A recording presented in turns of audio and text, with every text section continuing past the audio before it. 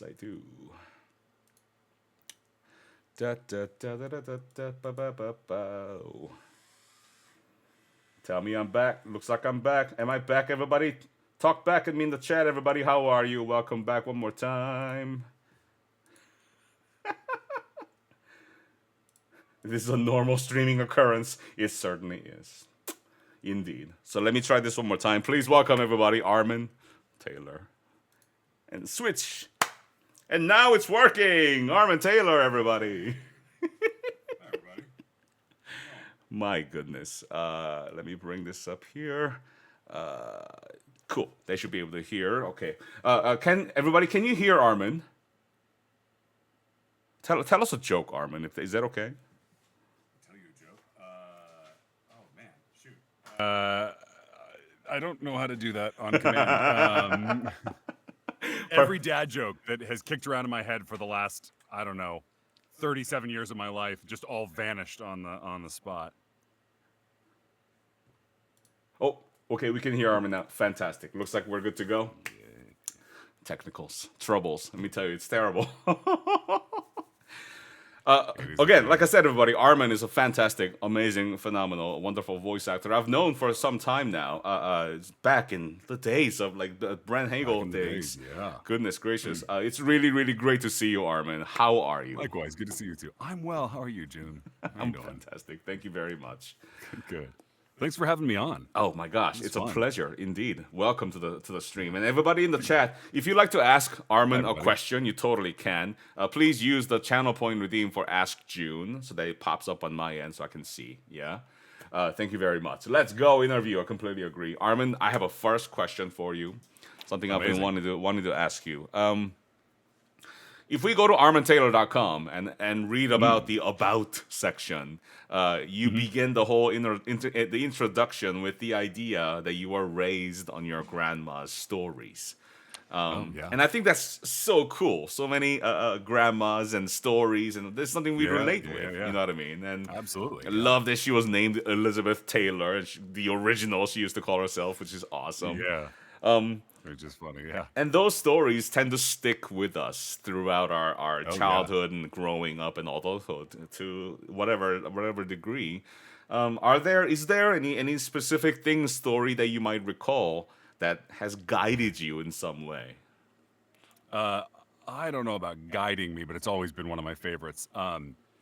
So my grandmother was a 5 foot nothing Armenian woman whose family came to America right around the time a certain genocide was going on, and but I think she had a little Sicilian blood in her because when my uncle did a 23andMe, he was like, "So mom always said that she was 100% Armenian, but that the math don't math on my end if that's the case." And she was short, and she always wore this trench coat, this Burberry trench coat over this like scarf thing, and she had a little beret, and she had these charm bracelets, and when she talked, it made all this noise, and she loved telling stories. And one of her favorites, and one of my favorites, was my grandfather was a radiation oncologist who, if you don't know what that is, if people don't know, that's a doctor who treats cancer through radiation therapy. And at some point, he became the president of the American Cancer Society in the early 80s or late 70s, early 80s. And that was in a different era when they would travel and be flown around the world, and it was, they'd go first class and they'd stay in presidential suites. And now I think they're just put in whatever the local Marriott Courtyard is or something, but it was a different era. And they went to the Philippines. And for those of you who don't know, Melda Marcos was the first lady of the Philippines, and an interesting character. And my grandparents met, the family, the presidential family of the Philippines, and Imelda Marcos was just immediately fascinated with my grandfather. And so she says to my grandmother, she goes, "Oh, what is his name was Willis. Oh, what is Willis's favorite song?" My grandmother was like, "Oh, well, our favorite song is It Had to Be You," which was, I think, their song that it wasn't their wedding song, but I think they sort of retroactively made it that. And Imelda Marcos was like, "Great, great, thank you, thank you, thank you." And so there's this night, this big ballroom, this big event, thousands of people, hundreds of people, maybe over 1,000 people.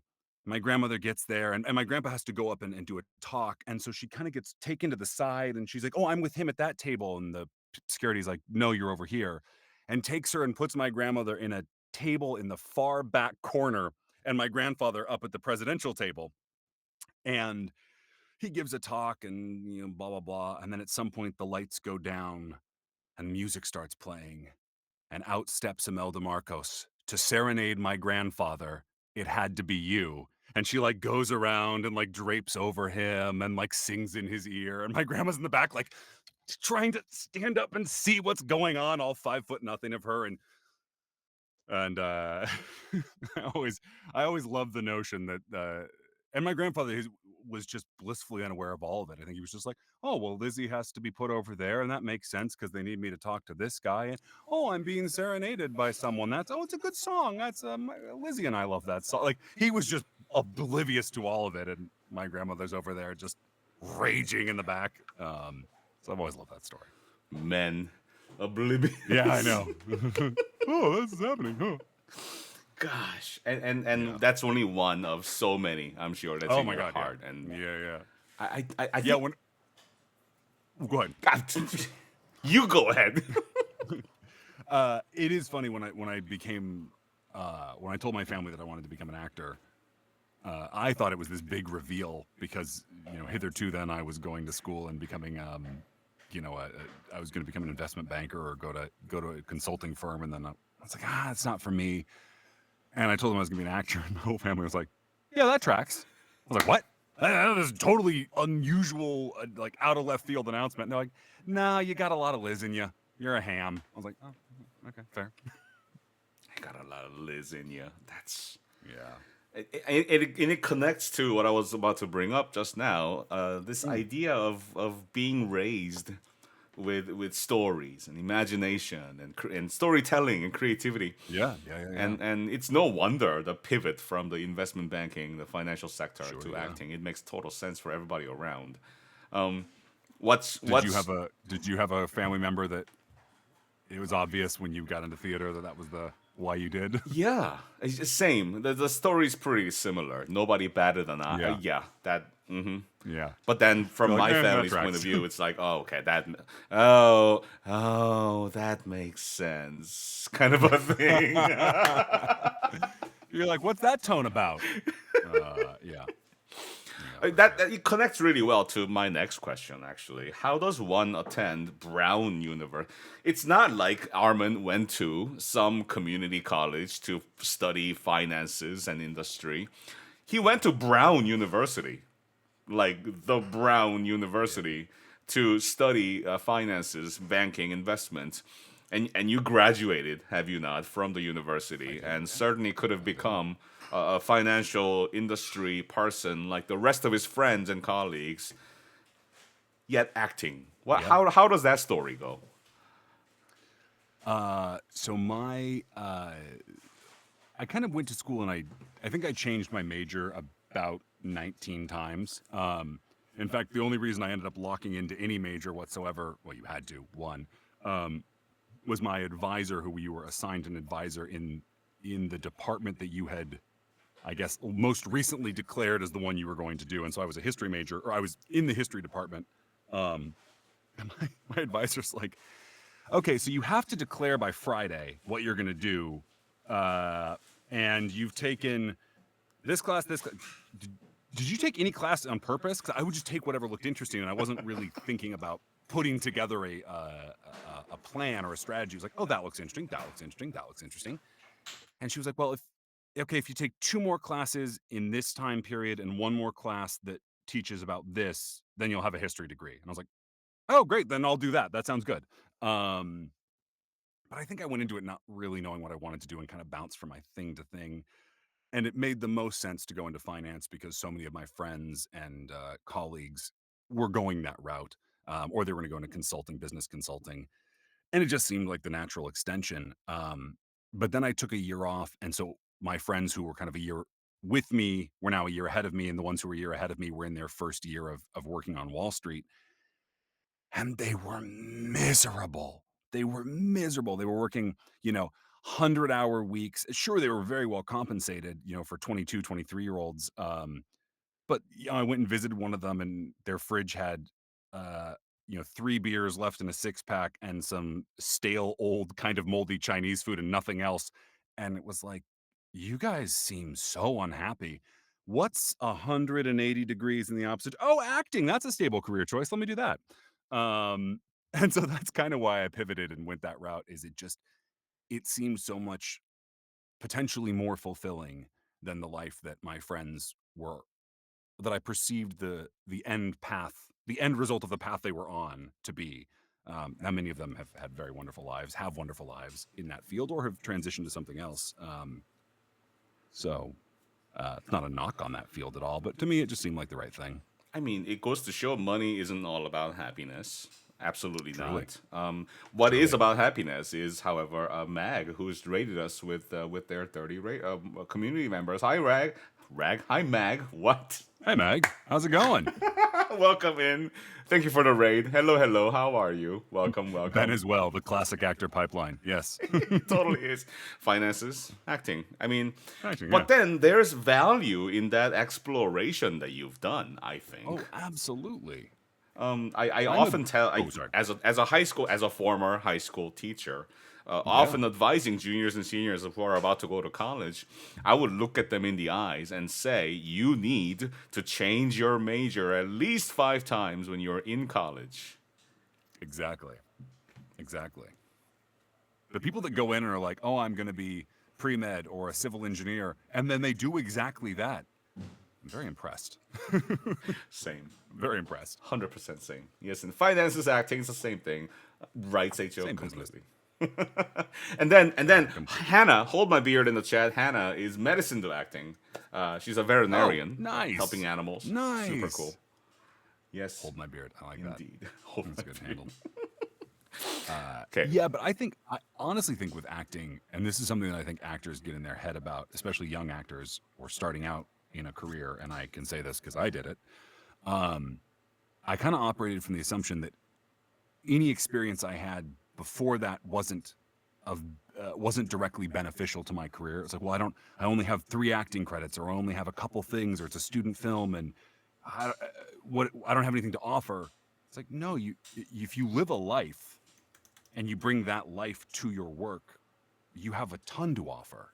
Because the only thing at the end of the day that separates us when we both audition for the same thing is what we have to bring to it, and it's not really how you deliver a line, it's not really how you sound, it's what you bring to it to bring something to life. And everything you've ever done and experienced, or the people you've interacted with, all of that goes into feeding that. So yeah, you can come from medicine, you can come from finance, you can come from manual labor, whatever it is. Like, you don't have to have been the traditional route to get into this industry. So The most perfect, the most perfect answer and justification for choosing a life of happiness. Armen Taylor, everybody. justification. That is exactly what I'm it is. happy. All right. I don't care if you don't believe me. Um, I swear it's fine. I swear to God. And what a life it is, indeed. And so many work Yes. and the involvement of various projects and characters you've voiced and worked on in over the years. It's very Yeah. impressive. In fact, everybody, if you would, here, I'll do it again. Armen, boo. Click on his website, right? Go to a resume and just let your jaw naturally drop at how long that page is. It's insane.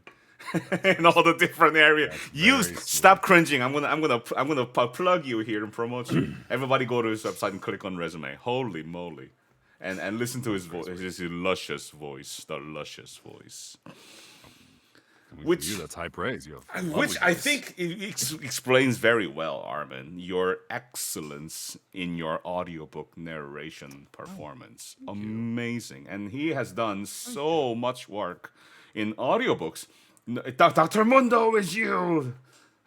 He's going here, It's right? surgery. We'll get to his video games completely, 100%. What is it about those audiobooks and long form narrations that appeal to you in this way, Armin? Well, for me, starting out in audiobooks, it was because audiobooks that was kind of the first thing that I could get consistently, and probably speaking for almost all of you as well, and I know June, you as well. Character work is the fun playground that you want to land in. Commercials are wonderful, promos are wonderful, trailers are wonderful. It's all good, but character work is where you get to really play. And so for me, starting out, no one was hiring me to be the lead of an animated series. When I was 1 year into the industry, but I could get hired for audiobooks that had all these cast of characters, and so that was the chance that I could get to like really do some fun voices and make some unique characters and really play around. Um, and it's storytelling. I mean, at the end of the day, you are literally telling an entire story from start to finish on your own, which is really fun and it's a great responsibility. Uh, but I loved what really kept me going with it was that some books I had like 100 something characters, and I've got to come up with a voice for them, and I've got to come up with a personality for them, and often it's apparent in the writing. But then you get to just make some choices and go with them, and yeah, it's fun. 100. That's Yeah. unfathomably large number. The real kicker is that on some of the books, like a guard, you'd bump into a guard who was a camp guard or something in some fantasy book, and you just do a voice for him, and you don't see him again. And then like a book later, he shows up as a main character, and you're like, shit, what did I do for him? Then you got to go back and find the chapter and pull out the recordings from your handy dandy external hard drive and listen through, and then you find it, and you're like, oh shoot, that wasn't interesting enough. Or then later they might be like, oh, he had a British accent. He did. Wish someone had told me that 2 books ago. Dang it. Do you But get yeah, directed for these audiobooks, or is it all self-directed? a couple, but usually I think in today's market, it's into the way things work now, it's pretty much all, not all, but a lot of it's self-directed. Um, which is fun, but then also, there's the responsibility of being like, wait, am I doing a good enough job of this? If is this the way they want it to go? Do they want him to sound like this? And at some point, you have to be like, yep, yep. They'll tell me if they want it changed. So It's a certain level of confidence that one has to have in making that decision, right? It's going to be like this yeah, voice. absolutely. And your confidence doesn't have to be grounded in anything. You just have to swing for it. Pretend to be confident, and the rest will follow. But yeah. Fake it till you make it. There's a question in the chat from Hmm. Rolando. How do you get into the audiobooks? How would you advise that in today's marketplace? Oh, that's a good question. I got in through ACX. I saw that acronym. Oh, yep, there it is. That was the question you asked. ACX was how I got in. I think my first few were through that, and then one of those or two of those authors had more books and more series, and then because of the work I did on those 2 series, then they referred me to other people, and then went from there. But ACX, good old ACX, was how I got started. Yeah. Here we go. Indeed, a common entry into audiobooks for many people. Yeah. What advice would you give to someone looking to get into that? And how more importantly, in addition to being able to audition for things, how does one Yeah. set yourself apart? I mean, I'm going to regurgitate advice that I was given either directly or indirectly through listening to interviews when I was coming up in this world and listening to Rob Paulson's Talking Tunes, which I loved. Uh, and also the one that Yuri Lowenthal and Tara Platt did. Um, that was those were great interviews to like really help me figure out where I was going when I was getting started.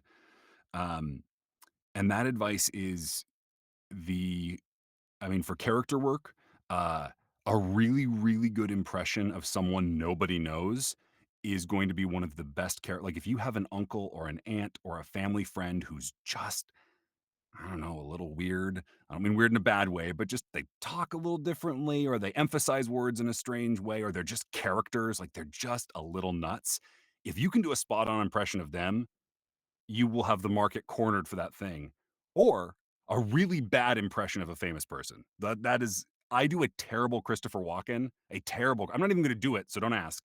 Um, but that has definitely been a character that I have done was my terrible Christopher Walken, and it's so bad no one knows that I'm trying to do a Walken. So, yeah, that's my advice. And then for what sets you apart, it's whatever you bring. My advice is always, and I tell this to myself often, um, don't try to do what someone else would do, uh, because you're gonna do even your best impression. I always go to Fred Tatasciore. He's like the most obvious voice actor that I can think of, um, when it comes to this. But it's like I can't do Fred. No one can do Fred. So if I try to do Fred, I'm gonna do even my best Fred. He's a really subpar Fred. I don't mean impression of Fred. I just mean trying to make the choices that he would make or someone else would make. Just make your choices, which is so easy to say and so hard to do. Hence, we train and hone our craft and all Exactly. the things. All the things. Exactly. Absolutely all the Yeah. things. Yeah. Among those audiobooks, Armin, during my research, I've come Oh, across yes. certain titles. And this one particularly was titled Dangerous Playmates, the Ultimate Harem Box Set. That was over 40 hours of content that had three different narrators, yourself one of them. Tell me Oh, about a yeah. story, if you would, when you finally realized that you had possessed in your possession a voice that melts people.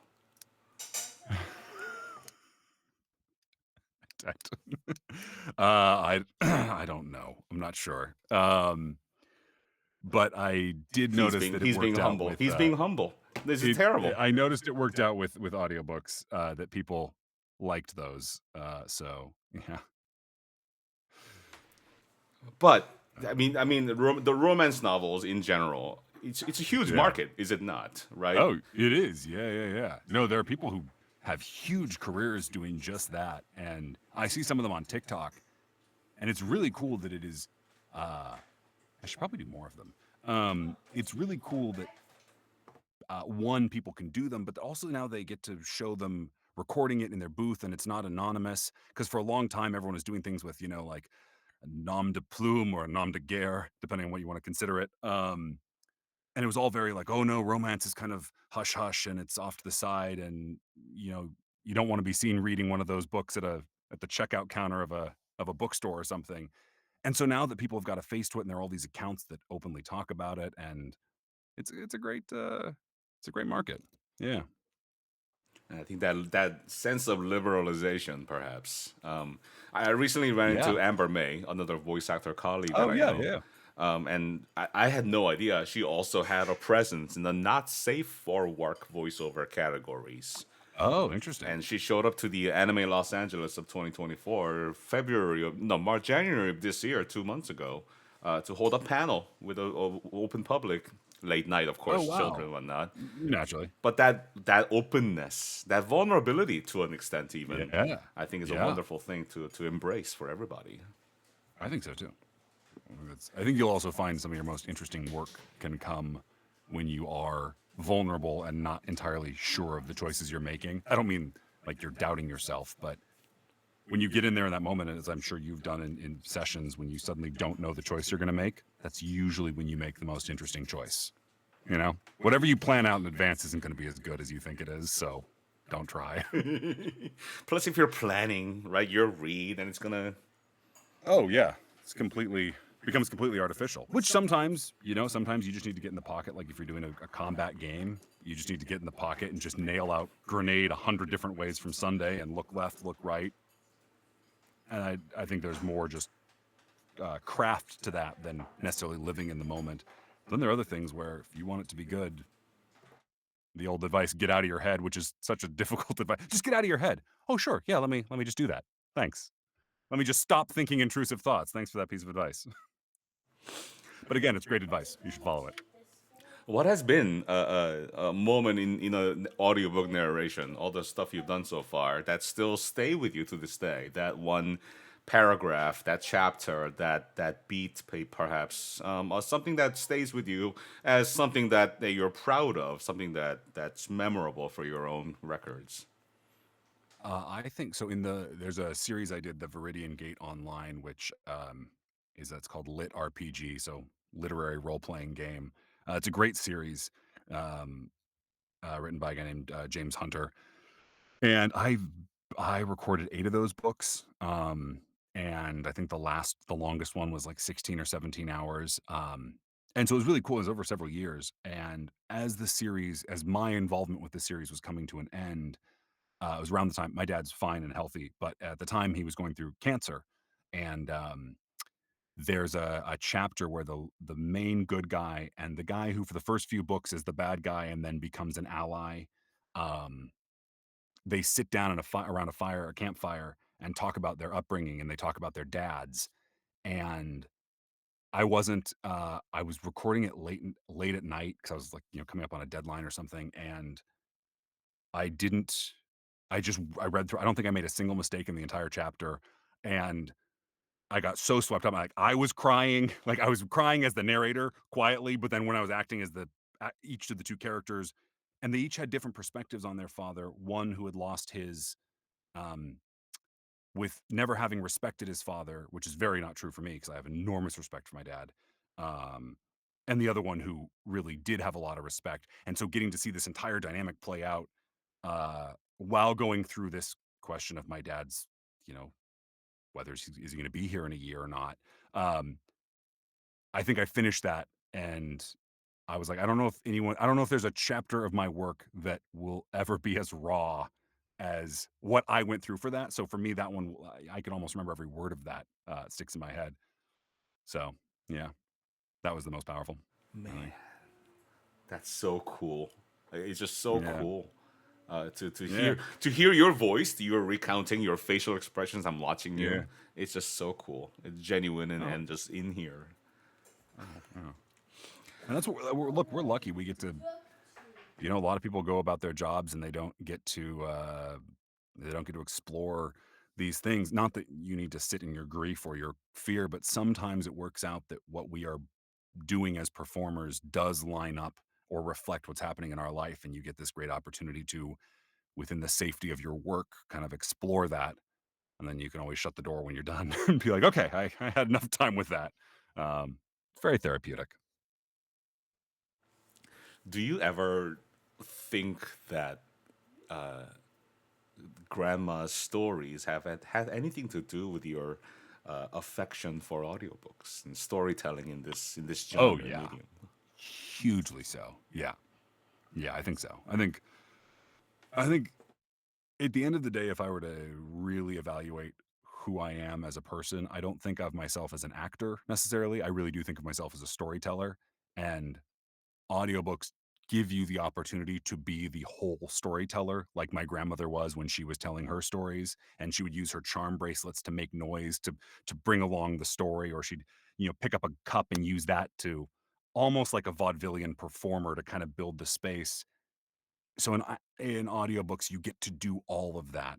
Um and then in video games and stuff that we come in and do, you know, you are a storyteller telling a portion of the story, but you're still a storyteller. So As a cog in a big machine, right? absolutely.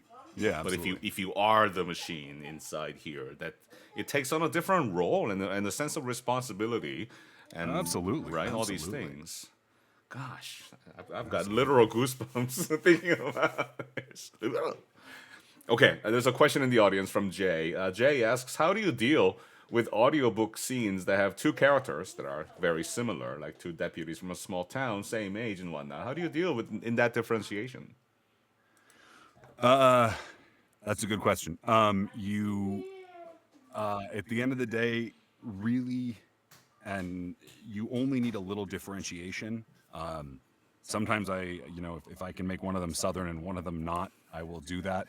Accents are my best friend because I don't have, uh, and my voice kind of sounds like my voice, and I can do things with it, but it's not so different. So anytime someone can give me an accent, I'm like, oh, amazing, yes, I will dive right into that. Um, Otherwise, really simple stuff like, if you have someone speak from the front of the mouth, or you tuck them back in the back of their mouth, sort of in the back of your throat, or if you can make them kind of nasally, you don't have to overdo it, but just, three different mouth placements, and you have three different characters who can talk to each other. Also, cadence, like if you can find a way to mix up so that they don't all sound the same. Like if the point of view character kind of sounds like you do narrating, that's fine. but then have someone else who stresses a different syllable or attacks words a little differently when they speak. And even if you're in your own natural voice, it will be different enough that a listener will do the rest for you. Yeah. Brilliant, indeed. That's my advice. Serena in the chat asks, many people have different experiences when they have artist block. What are some examples you've experienced while having to work on previous roles? Some of the best ways to work around any blocks that may come your way? Characterization, analysis, performance, whatnot. That's a really good question. One is, I mean, if you are able to step away for a minute, like if you're in a session, if you're in a directed session and you realize you're not hitting your stride, it feels weird to do, but you can always be like, "Hey, can we just take a 5? Like, I just need to clear my head." You can advocate for yourself. It feels weird to do it, but you can and you should. Um, Go outside, get some fresh air, walk, some movement. I'm not talking about, sometimes I've literally gone out and like banged out like 20 push-ups or something just to get out of my head. Um, and there's something once you can get into the breathing and sort of calm yourself down. Will it solve all the problems? No, but it will get you one step closer. uh, yeah, that's my advice. And one step And then closer. when you can rely on a director or someone else to kind of help guide you. Yeah, And trust them, of course. and trust them. Yeah, Right. yeah, Speaking yeah. of ACX, I personally go by a stage name. Would that be okay Ooh. with tax reasons? Or are there any pitfalls that you have for us in the audiobooks from using a stage name? No, oh, thank you for asking a tax question. Low key, I have a fascination with the U.S. tax code, and it's like one of my like random guilty knowledge bases. When people start talking about it, I'm like, oh my god, do you want to talk about the 1031 exchange? They're like, what? No. Like, ah, dang it. We don't have to talk about the 1031 exchange. Uh, for tax reasons, no. If you are running it, no, there's nothing that should stop you, because as long as they're paying you and your name and it's linked to either your social security or your EIN, if you have a corporation or an LLC or whatever, no, doesn't matter. If you're if you're giving the author or the paymaster a false name and a false or no social security number, then yeah, you're gonna have a problem with tax season. But no, you should be fine. Um, and stage names are great. I know a few people who have them and use them.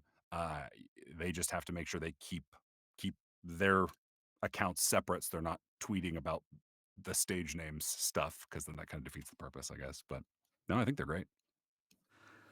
Top 3 tips for maximizing your deductions at the end of the year as a freelancer. Go. Let's see. Definitely max out if you have a corporation. Max out a SEP or a 401k or whatever contribution you can, because they're tax deductible. Um, if you've done really well, I don't actually recommend going out and buying an over 6,000 pound vehicle. TikTok tax influencers love to tell you that that's the best opportunity, and it's not. Um, Owning property helps, because you get a lot of real estate, gives you a lot of tax benefits, whether it's your own primary residence or a rental property. And honestly, expense every portion of your life that you can. Like if you're going out to lunch with friends, it's a business. If you're in the same industry or similar industries, and you are legitimately talking about business at some point, make it a business lunch. I mean, do everything you can to legitimately reduce your taxable income through the rules that the IRS has laid out for you, because if not, you're just leaving money on the table, and that's silly. What I'm Man, thank you for hearing. asking me that question. Thank What you for asking me that question. what I'm hearing is Mhm. this internal desire to go back to the financial sector. Yes, it's always kept its claws in me, I think. But no, Full-time no. voice actor, part-time CPA. I know a few people who do that, and my hat's off to them. I don't think I could ever be an accountant. Yeah. Very good. Very good. With everyone I speak to in the networks that I'm in, I always stress this importance of having a very good home studio to work out of. Right? What good is a great acting, and everybody Absolutely. knows if your audio is crap.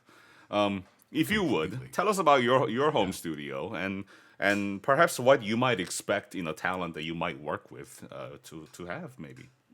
Yeah. So I have an LA vocal booths. It's 6 feet by 7 feet by 8 feet. Um, which, if you're gonna get one, don't get one 8 feet tall. That was stupid of me. Uh, because not every not every 8 foot tall ceiling is actually 8 feet tall. And so one of my apartments, we had to take the bottom off and just rest it on the floor because it wasn't actually an 8 foot ceiling.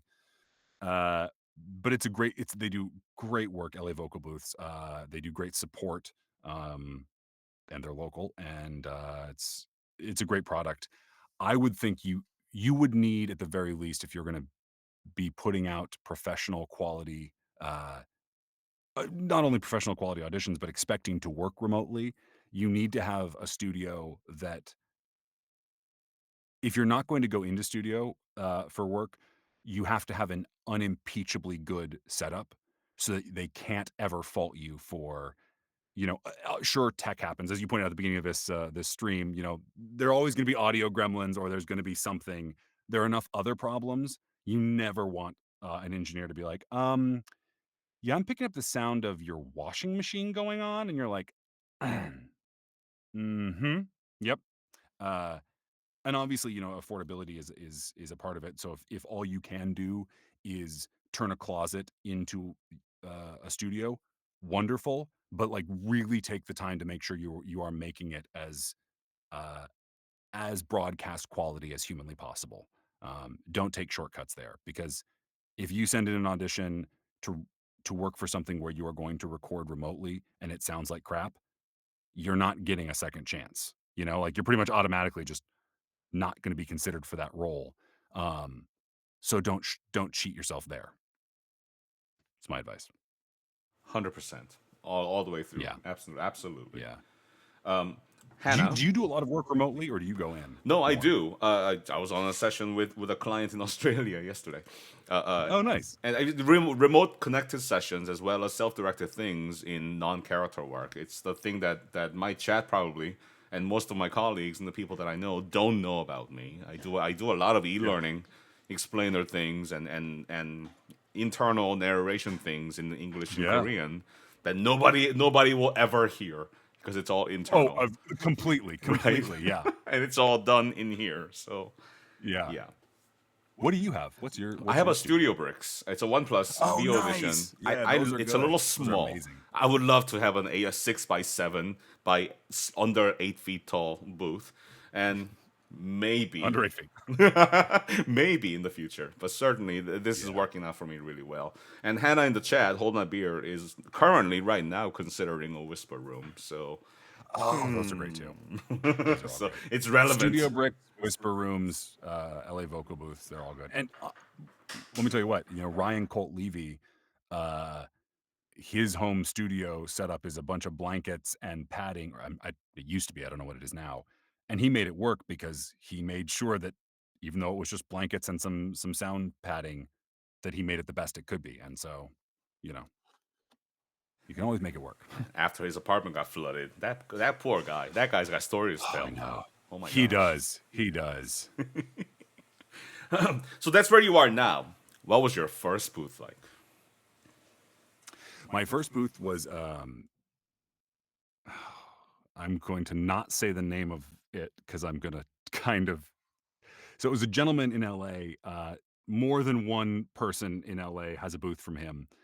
He's kind of a character, and I think it was probably the same setup of yours. It was, a 4x4 or whatever. Um, and this guy, he came recommended from a professional, several professionals. So I had no reason not to trust him. But he calls me out of the blue and is like, "Okay, we've got before I go buy the materials, I need you to meet me and give me a down payment." I was like, "Sure. Do you want me to send you a check?" He said, "No, no, no. I don't trust the banks." He's like, "I'm going to need X amount of dollars in cash. I need you to meet me at the corner of it's the Gordon Biersch in restaurant in Burbank, and I can't remember the cross street. I'm like, okay, so I go there, I get lunch, and then he just pulls up, and I like watch this truck like squeal around the corner. And I'm like, I guess that's him. And I go out, and he's like, rolls down the window, and it's like it was almost like the Gandalf, like, um, is it secret? Is it safe? Like he's like, do you have it? And I'm like, yeah. And I hand it to him. And he pulls it open. He looks at it. He does a quick count. And he's like, good. I'll see you in a week. And he just takes off. And I was like, I'm 50-50 on if I ever see him or that money or a booth ever again. And sure enough, a week later, he showed up and installed the booth. But and it was a great product. It was small. I'm 6'6", and I have like a 7-foot wingspan, and I talk a lot with my hands. So there was a lot of like felt very confined. Hence the bigger booth when I was able to get one. So, but yeah. Yeah. Yes, Octavia. I need it in cash was a very suspect thing to say from one business person to the 20-something-year-old who was who was trying to buy it. I've got a booth right here. Exactly. Want to see it, kid? But everyone who I've talked to who has a booth from him is like, oh yeah, yeah, same thing. Like either the same corner they met him on or some other thing that was like, it's weird. It is what it is. If it works, it works, right? It Eccentric works. individuals out here, completely, in Truly. all kinds of ways. Yes, indeed. Truly. In addition to Brown University, part of your education was also time spent at the New York Conservatory for Dramatic Arts. Yes. And you had literally, literally had undergone classic training for acting. Yeah.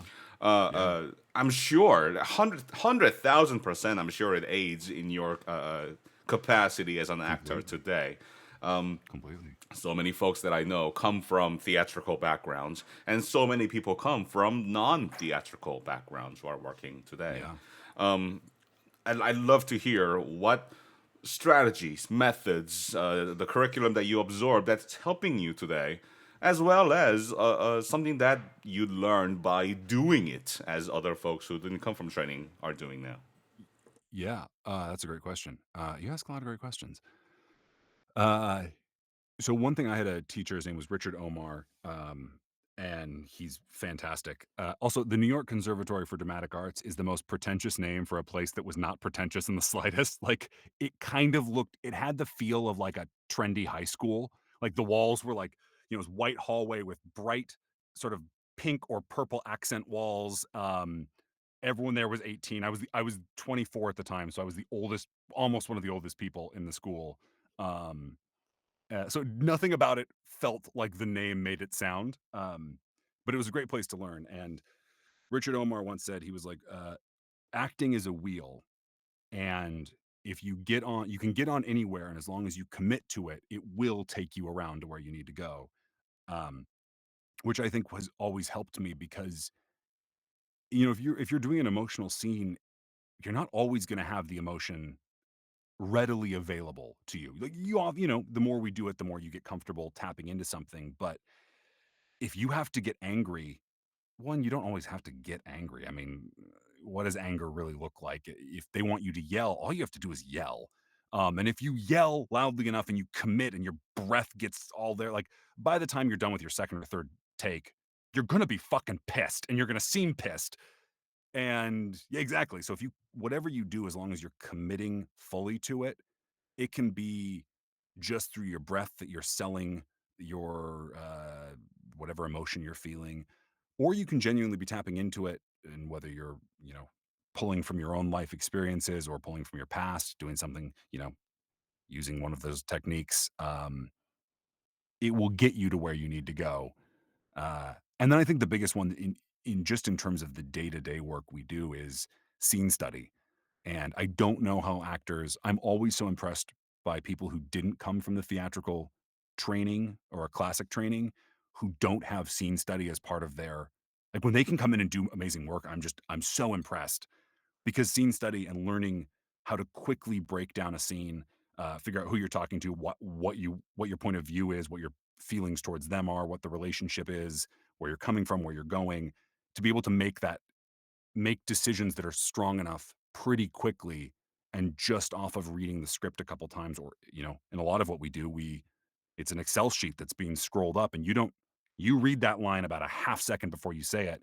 So the ability to just kind of pull from all of that training and the experience of doing it since to kind of plug it in and go is very helpful. And I couldn't do it. I could never have done it without that training, at least for me. The people who can, my hat's off to you. 100%. It's Yeah. impressive. So not so many perhaps, but uh, uh, a few colleagues that I know that are in this whole thing are so. It's a combination, in my opinion, a combination of vulnerability, willing to be themselves, Yeah. with commitment to playing. And I'm here to play. Yeah. Here's the lines. Here's this Yeah. imaginary thing that's happening. Let's get into it. And at the Yeah. essence of it all, we call these things a play, right?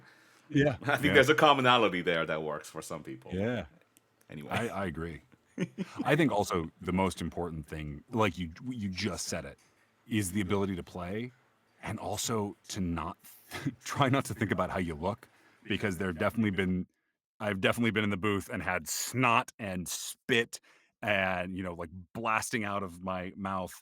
And if you're sitting there thinking about how ridiculous you look while like screaming in a booth and spit flying everywhere, you're not gonna do your job right. So you just gotta kind of try as hard as you can not to think about any of that and just play.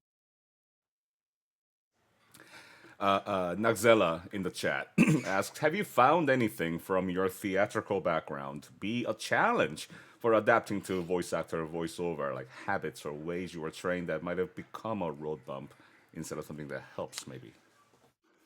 That's a really good question. I think diction and articulation, while wonderful and will always get you praise from someone somewhere, definitely can get in your way. Um, especially there's always this request for especially commercial auditions. Don't sound like an announcer. Don't sound like an announcer. Sound like an everyday person.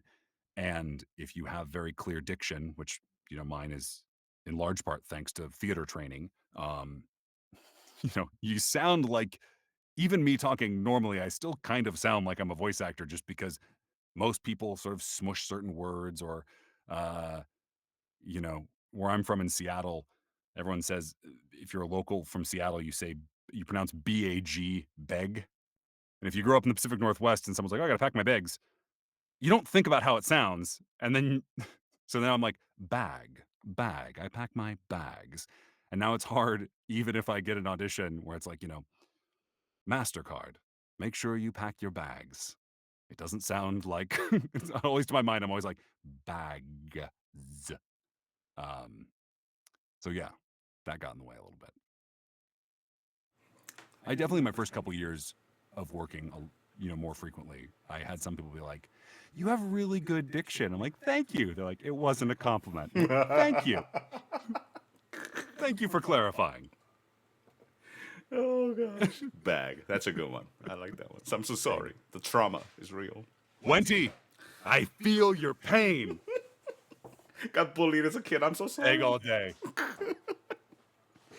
Okay, yeah, enunciation and pronunciation is one thing, Yeah. and it's something else to sound like a different gender altogether. Oh Because yeah. certainly in audiobooks, you come across female characters that you have to play. How do you Yeah. approach that as a man with this voice? Uh with the hope that my listeners understand that I'm not going to do a very good female voice. Um I think the advice that I got and was one, don't try. Because no, you're not gonna sound, some people really lift up and be like, "Oh, hi, I'm here to talk to you, da da da." And you're like, yeah, you're doing an impression of a woman's voice.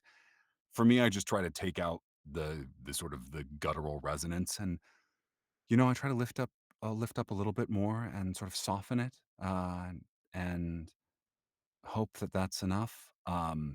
And then also I learned somewhere once that men hit like but the way we sort of attack sentences like and I have another thing to say and women don't. And so every time I'm voicing a female character and I come across or a female presenting character and I come across one of those words. I'm like, ah, don't do it, Armen. Don't you do it. Um, that's yeah, exactly. Bad. That's pretty much it. Then you have to The edit out worst is this. when I have several female characters talking to each other at once, and I'm like, is it too late to just hand this book back and be like, you can hire somebody else? I'm so sorry for wasting your time because I don't know how to make these 5 women sound that different. The pitfalls of voice acting, everybody. The pitfalls of voice acting. It's true. It's so hard It's out here. true. It's hard out here for a VA.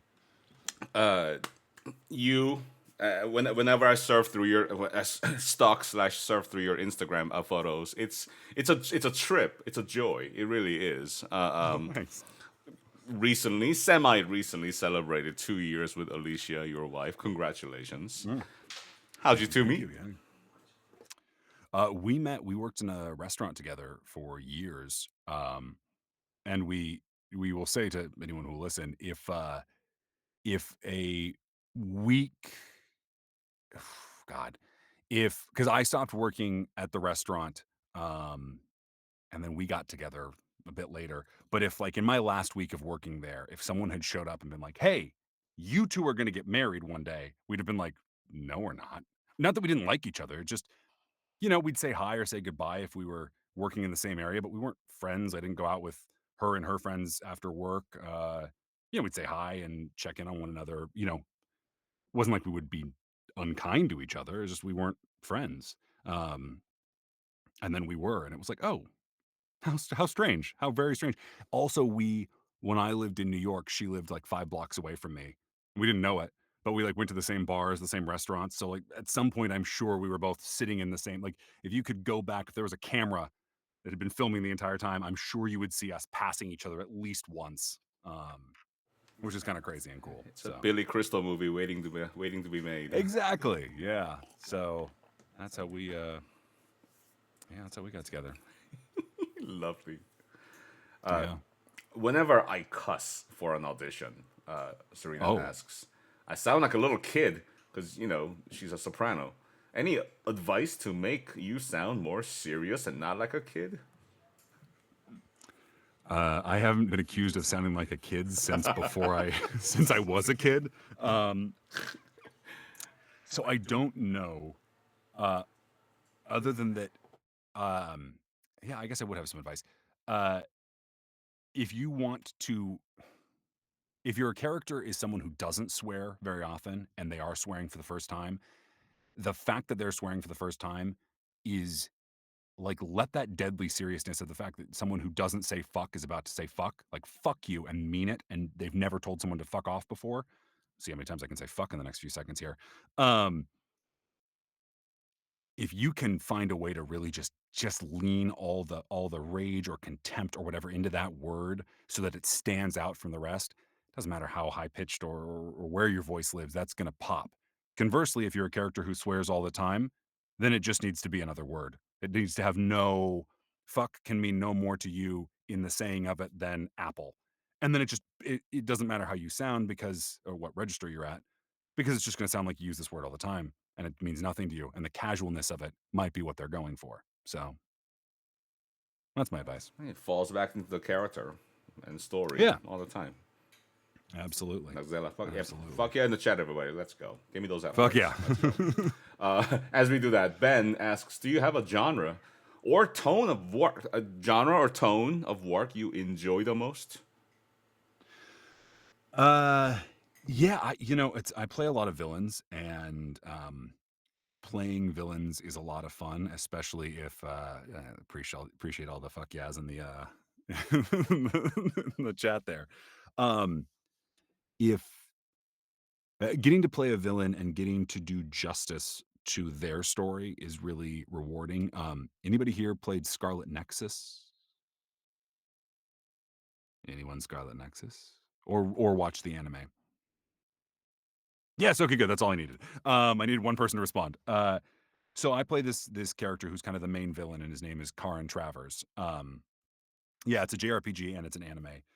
And for all intents and purposes, spoiler alert, he's the bad guy. And I'm about to do a whole bunch of spoilering here, so sorry everybody. Um, and he's the bad guy, and he's kind of this aloof character, and it's very easy to play aloof villains by just sounding like you don't care and sounding like you're bored with the evilness, and you say dark things and you kind of linger on the word, and it's very intimidating or whatever. And it's very easy to kind of get in that shtick. Um, and the director, when I first started working on it, said, was like, look, so here's his story. He's a good guy. He was a good guy, and the love of his life died. And he found a way to start time over again to save her. And in doing so, he does kill literally everyone. Like he ends the world and restarts history, the loop of history. Um, but he's had to do it over and over and over again. He's found a way to make himself semi immortal. And so he gets to the point to save her. And every time she dies, and it's a different way. And so he ends the world, pulls the plug, starts over, and does it again. And he's done it so many times that at this point, literally a billion deaths mean nothing to him because he's done it over and over and over again. But the question that the director posed for me was, what would you do you have someone in your life who you would do that for? I was like, well, yeah, my wife. Uh, and they were like, great. So that's it. And that unlocked something for me where it's like, if you can find the reason in love, I mean, it's so easy to play a villain who's kind of mustache twirly or just seems like a thug. But if you can find the reason and and root it in love as to why they do what they do, it makes it all so much more interesting for yourself and for the players because or the listeners or the watchers, the viewers, because they pick up on something that's just a little like it's like, huh, that's different. Um, if I may, real quick, anyone here seen Deadwood? Deadwood? Deadwood? Deadwood? Okay. Okay, thank you. Um, so the brief premise of it is there's this hero, classic hero, is a sheriff of a town, and there's this guy who's sort of the big bad. He runs a casino, has people murdered, whatever. And the writer of the show was talking about it, and he said every good character has a little bit of English on him, a little spin that goes the opposite direction of where they're headed. And so the hero, uh, or the bad guy, his thing is that every bad thing he does, he's doing it for the community. It's like he wants the town of Deadwood to thrive, and if he has to have someone murdered, then he'll have them murdered, so be it. It doesn't matter because it's all for the good of the community. Whereas the main guy who's a hero, the author was like, his first thought every morning when he wakes up is beating his father to death because he had such a bad childhood. And so you have this guy who's a classic hero, but he's just full of anger. And then the guy who goes around having people murdered is just doing it because it's what the community needs. So if you can find a way to bring that something that's totally different from where you think the character is going, it's the best. And you don't get as many options to do that when you play heroes. Sometimes you do, but sometimes you don't. And for those of us who are aware of what Studio NPC is, for Armen, it's my education studio that I run on this Oh, cool, cool, online. cool, cool. And I'm gonna talk to Armen about coming to do a villain workshop Which would be so in fun. the near future. Love to do that. Indeed, Love to do indeed. that. You know what else is villainous, Armen? Cats. That's the Cats most are the smoothest best. transition to the next question I've ever devised in my career. Thank you Nailed very it. much. Cats are Nailed it. very evil, and you have had a lot of cats. You have Yeah. a love for cats. Your wife does as well. In fact, you are a foster parent. Your wife are the two of you together are. Tell us more Yes, about we that. yeah, so it started in the pandemic. There's a in LA, there's a place called the Stray Cat Alliance. And my wife, during during the early days of the pandemic in 2020, found I think there was a big. I actually don't know how it came to pass, but my wife got very involved with on social media with sort of seeing what was happening with elderly cats in our area. And there was this sweet cat who was 13 years old and later figured out she had cancer, but she was very sick and fosters weren't really, it wasn't really working out for her anywhere she'd go. And my wife was like, we're taking her. There wasn't a question. It was just, we're taking her. I was like, okay. Um, and then we had her and we failed at fostering her because we were like, well, we're not giving her up. So far, we've officially fostered 3 cats. We've had some others that have been sort of part time, like we're hanging on to them for a minute, but 3 official fosters, 2 of which we did not foster because we kept them. So I wouldn't say I'm a very good foster parent. I'm good at failing at fostering.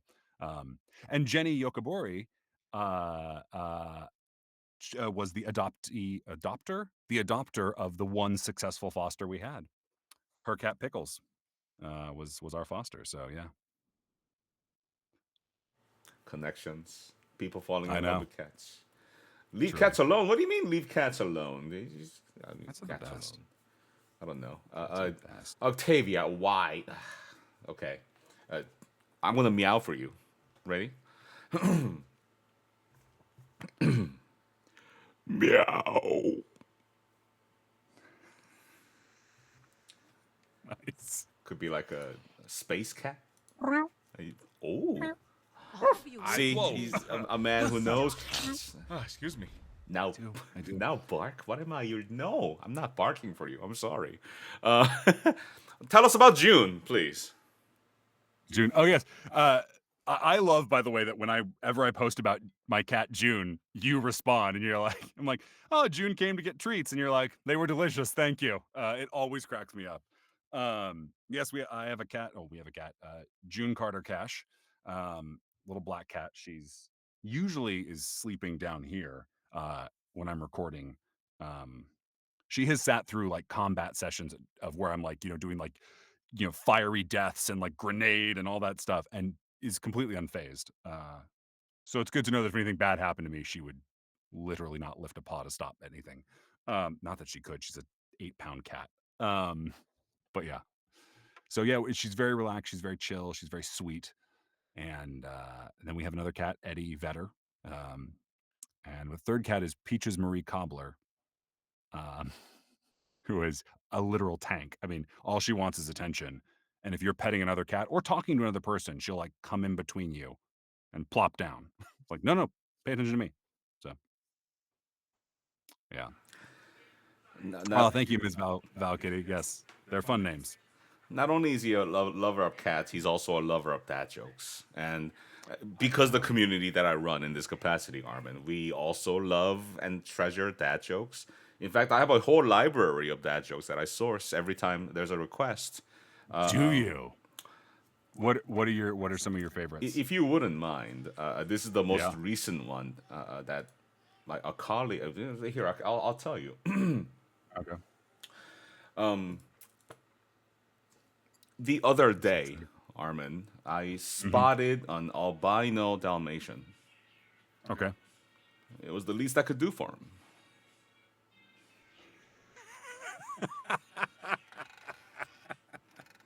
I could have striped Nice. them, but they wouldn't be right, right? Yeah, no, it was nice of you to spot him. That was sweet. That was sweet.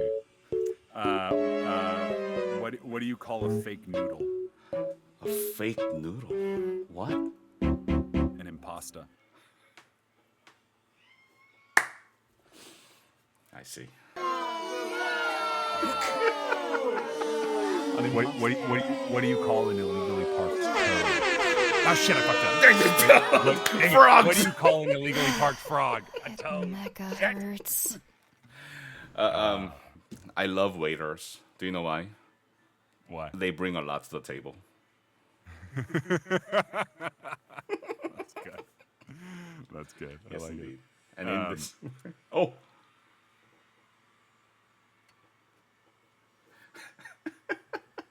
we're hurting. Listen here. in This the is chat. this is not painful, Ms. Valkyrie. This is glory. And look, Lucy, DCN claimed they redeemed the dad joke, so I have to do it now. I've been summoned. Yeah. Okay, Armin, Yes. if you go to the Smithsonian and examine the book in the row B, section 203A, there's this grimoire that talks about fairy tales. And if Okay. you turn to page 57, I've been there. Page 57, that page talks about how Snow White was a great judge. Like the part of history, the women's achievements that we never hear about. Because Snow White, pretty dresses, right? We don't hear about these things. Snow White was actually a great judge. She was the fairest of them all. Okay. There it is. There it is. Wait, what do you? No, you can't quit. That was a good one. That was a good one. Wasn't here, Val Kitty. Megahertz. You delivered that so well too, because it seemed like you were going to say something else after that, and I was like, "And oh, I get it. Nice, I like it." Everybody, please like put your hands together in the chat for Armen Taylor, a wonderful actor, a man with stories and love for cats and storytelling. He's self-aware in his own vulnerability, which makes him a fantastic actor. And I bet so many of you had no idea that he played these amazing roles in that exhaustive list of credits. Right? Please give him a follow on Twitter and all the places. Here is his information again. Please keep an eye out for Armin's wins and celebrations on social media as we go. They have the link to Twitter, Armin. Where else can they find you? Twitter and Instagram at Armen Taylor for both. Ooh, I can put that in the chat. Can I put that in the chat? Let me try. Okay, yeah, okay. Chat rules. I got it. Armen Taylor. How do I send it? No, I don't want to join Twitch right now. Okay, well, at Armen Taylor is my handle, and yeah, for Instagram and Twitter. Twitter and Instagram. Or X, excuse me, whatever it's called. I'm gonna call it Twitter. X. Yeah. It's ridiculous. Thank you, Wenty. Appreciate that. I typed it in for us. Wonderful. Oh, thank you. It's with an EN for whatever it's worth. ARMEN. You'll end up following IN, and I don't know who that person is. And to close it off, shifting. Armen. Yes. As a voice actor in the industry, and so many that are trying to get in to get their footing, to find their traction. What would you say is one piece of advice that you might offer that they can't find on Google?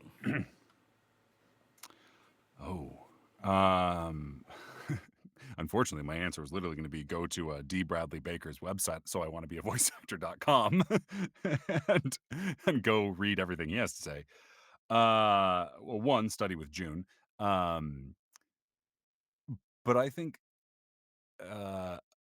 my advice is always, I've now said that several times, I realize in this. My advice is always, but genuinely, networking is your best asset. Because like when I was getting into voiceover, there were a lot of us who were going to the same different acting seminars or acting, either workshops or workout groups or casting director workshops or chances to meet with actors who were at a higher level who were teaching. And those people who I was kind of going through that with, it began to feel almost like we were a graduating class together, like we were the class of 2018 or 2020 or whatever it was. And all of those people, and one, it's a wildly successful group that I'm thrilled to have gotten to study with and learn alongside. But they've all gone on to they're all great actors, but they also do other things. Some of them now direct, some of them are casting directors. Sometimes they're only doing it for one project. Sometimes it's become kind of their thing. And those connections are what over time build a career. At the end of the day, and this is the hard thing for someone who's trying to break in, but the truth is, at the end of the day, a lot of these companies, yes, they're going to go out and they're going to audition for their major characters, but most of the work that most voice actors do on a day-to-day basis is kind of the support stuff. And those roles they don't audition for often, but what they do is they cast people who they know can do the job, because they need you to come in, they need you to do 3 voices, they need it to happen in 2 hours, not like 2 hours from right now, but they need to know that you are going to execute in the 120 minutes they have blocked off, and you're gonna give them what you need and what they need, and that trust is earned. And before you're able to earn that trust by being hired to work for these casting directors and these voice directors, it is through them meeting you or working with you in these kind of environments, and then being willing to give you a shot. Or, if Brittany Cox becomes your friend because she's, in a class with you, in several different workshops with you over the course of a couple years. Then when she's directing at some point, she's like, "Oh, I know this person was great. I always loved this thing they did. I'm going to bring them in for this game or show or whatever." So yeah, that's my networking, and I don't mean in like a schmarmy, kind of like, "Hey, here's my business card." "Oh, whoa, whoa." Like, don't come in talking about all the things you've done and make yourself seem more important, but just go and do good work um, in front of as many people as you can. Which is, again, great advice that's very easy to say and very hard to do. That's why we take classes on our craft, so on and so forth. Absolutely. Hello from And Brazil. I think, hey, Brazil, I would add to that that even when you begin working more, like one of the things that so shocked me, Vanessa Marshall, who's a fantastic actress, uh, she came in, she was in a class that I was in, and it was like, what is she doing in this class? She doesn't need to be here. But she felt that a certain part of her skill set had gotten a little rusty and wanted to brush up on it. And I think even when you are a working voice actor or a working actor of any kind, even if you're working every day, getting back into a class, getting someone else's ears or eyes on your work um, is always good because, if you're not always learning and you start to be like, oh, this is my shtick, this is how I do the thing I do, it gets real old real fast and it isn't very fulfilling. So keep pushing yourself is other advice. Yeah.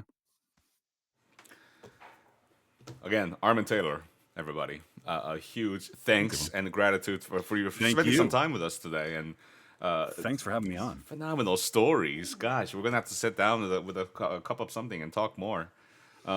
Absolutely. Well, I noticed that you had looked like some whiskey or bourbon there, so I'll join you for that. I'll join you for that next time. Indeed, thank you very much.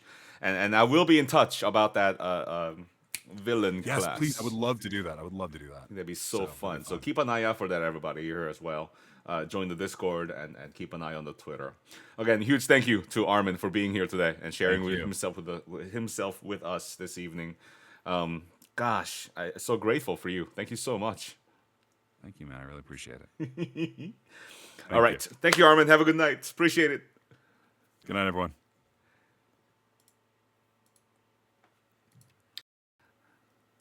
Okay, I'm gonna go ahead and flip us back to our regularly scheduled thing here. Armin, if you're still watching, and if you want to hang around, you're more than welcome to do so. Yes, sir, indeed. Or have you unmute over here? Unmute first.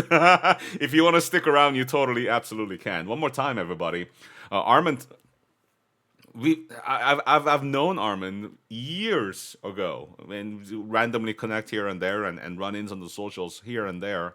But I've always had this level of admiration and respect for Armin and what he does. And Armin Taylor is not a name that you instantaneously recognize on Twitter, right? Yet he's this super established, super confident, and obviously well-working actor who is doing the thing, and in my opinion, needs to be brought forth a bit more so we can celebrate Armin the way he deserves, in my opinion. But whatever, right? Absolutely. I love that guy. He's so fun. This video will become a highlight and it'll stay in the VOD in this channel. So if you joined us a little later and you want to catch up in the front half of it, you'll have access to that in a few days. So perfectly fine. And thank you for the hydrate, Rolando. A fun guy, a great guy, 100% indeed. Okay, we've got 30 minutes here, and I think what I might do is I think I'll end the stream early today. I might come back later in the evening. I want to make some more progress in the solo Amber, obviously. So I might come back in the later evenings if you're around. If not, I'll definitely see you on Friday when I will be having my very first stream. I have had Streamily official live stream autograph session. Visit my Twitter for the recent posts about the prints that are available. Streamily.com/June Yoon. Come and hang out. If I have to sign two and then go to Amber Gaming, perfectly fine. Or one or none. It's all about happiness on my end, so it doesn't matter for me really. But I would love to have you, obviously. It's not about the number of prints I'm going to sign. It's about having you here, and I don't need you to buy the prints, right? Don't buy the prints if you can't afford it, obviously. But I'm so proud of my colleagues, my artist colleagues, May Sketch and Charles, and now Phoenix. Oh gosh, have you seen the receipt fight between my VTuber and Yip Tak? Oh my gosh, hilarious. And they were able to actualize. I didn't give them any kind of like sketches or drawings. I said, this is what I envision. And Phoenix was like, got it, put it down. And I was like, that's exactly what I was thinking. It was so good. And Phoenix's art is just phenomenally good. I paid them well. I did. Anyway, that print will become available in a few weeks when the actual prints arrive. I put the order in. It should be here next Friday, the Friday after, something like that. And you'll be able to find that print for sale on my website through the links here. So I'll talk about that as they happen. But come on back on Friday for a number of prints that have been ordered, however many there are, and we'll spend the rest of the time in solo Amber Gaming as usual as we return. For now, let's go say hello to Julia Gu.